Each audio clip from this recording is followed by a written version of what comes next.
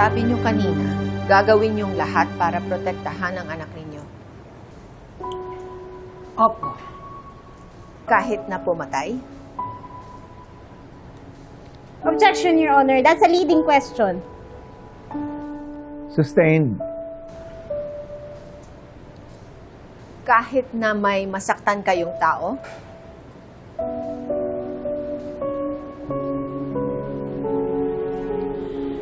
Hindi ko po sinasadyang patayin si Dexter Montinola. Sagutin lang po ninyo ang tanong. Your Honor, same objection. And the counsel is badgering my witness. Sustained. Ano po ba ang tanong niyo? Kung papatay ako para sa minamahal ko? Pag sinabi ko po ba na oo, parang sinabi ko na rin na sinadya kong patayin si Dexter? Miss Witness, hindi po ako ang nililitis dito. Sagutin lang po ninyo ang tinatanong ko. Pero ina rin po kayo. Hindi po ba? Miss Witness, ako po ang abogado dito. Ako ang magtatanong at sasagot lang po kayo. Sagutin lang po ninyo yung tanong ko. Same objection, Your Honor. Leading question. Sustained. Attorney Simmons, please rephrase your question. Hindi ko po pinatay si Dexter Montinola. Kapag ina ka, gagawin mo ang lahat para protektahan ang anak mo. Hindi mo rin siya pababayaan kung ikaw ang ina niya. Hindi po ba? Bakit kasi di mo lang iwan to sa mama mo?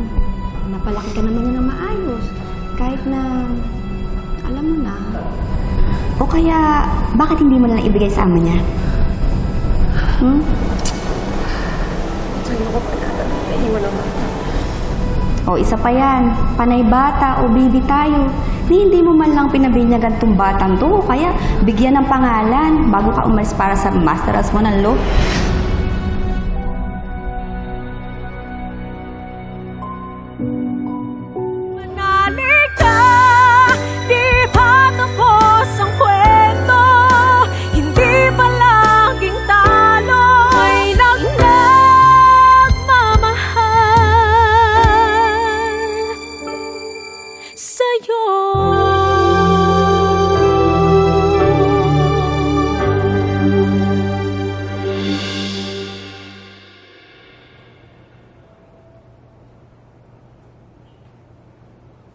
Ang sabi nyo, hindi nyo pababayaan ang anak ninyo.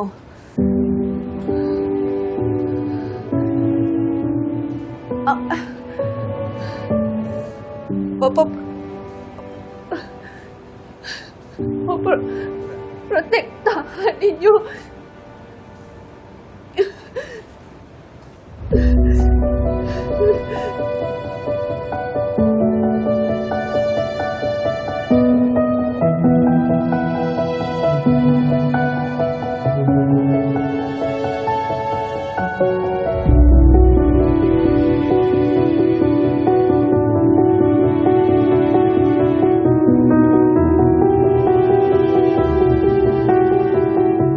Let's have a 15-minute break.